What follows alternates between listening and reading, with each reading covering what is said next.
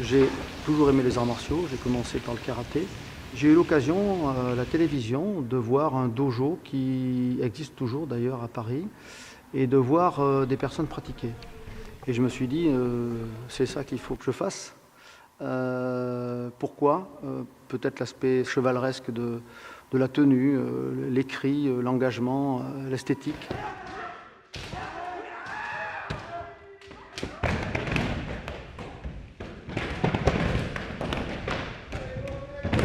Alors, la signification du kendo, ken le sabre, do la voix, donc c'est la voix du sabre. L'origine c'est les samouraïs, puisque c'est le sabre japonais. China était plus grand tout à l'heure.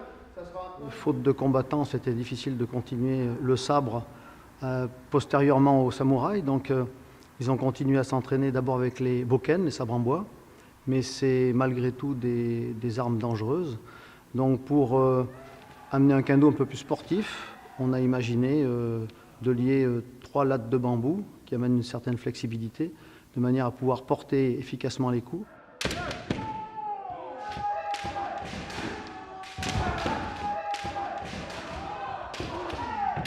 Le kendo a un énorme avantage, c'est qu'il permet à tout individu, quel que soit son âge, à part les tout petits, de pouvoir pratiquer, et même dans l'efficacité. Vous avez vu ce soir, à côté de moi, il y a également un 7e dan qui s'appelle Jean-Luc Grozem, qui a plus de 70 ans, qui pratique le Geiko. Il y a des sensei japonais qui ont 80 et quelques années qui pratiquent toujours, et qui sont toujours efficaces. Alors bien évidemment, ils se déplacent un petit peu moins, c'est une manière différente de travailler, mais c'est très difficile de les toucher, très difficile de les atteindre.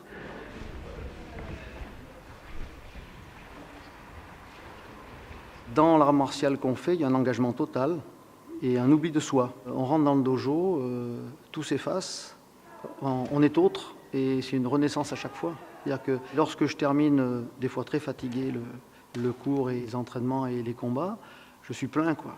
Je suis plein. C'est-à-dire que peut-être que la veille, le matin, quand j'ai démarré le boulot, j'étais fatigué, mais le lendemain du kendo, je ne suis jamais fatigué. Parce que quelque part, il y a eu un moment autre qui s'est installé dans ma vie et qui fait que ça me remplit et que derrière, on peut s'appuyer dessus.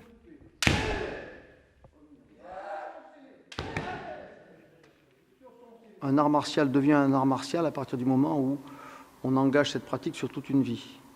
C'est la grosse différence entre un art martial et un sport de combat. Donc dans la pratique du kendo, il y a la partie sportive, bien évidemment, on fait des compétitions, mais il y a l'aspect progression sur toute une vie. Ça, c'est l'élément représentatif de ce qu'est véritablement un art martial. Et le kendo, justement, le permet d'autant plus qu'on peut pratiquer très longtemps. J'ai plus de 35 ans de pratique et je ne me vois pas arrêter du tout. Pouce gauche à hauteur du nombril. Les bras sont légèrement fléchis. Tendez les bras comme si je piquais la gorge de l'adversaire. Ramenez légèrement les bras. L'idée, c'est d'avoir le geste juste. Le geste juste, c'est donner la valeur d'un sabre dans la pratique à ce morceau de bambou.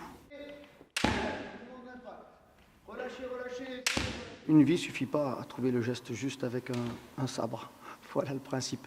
Et c'est ce qui nous fait durer dans la pratique. C'est-à-dire que chaque moment de pratique est un moment où à la fois on transmet et à la fois on essaye de progresser et d'être meilleur.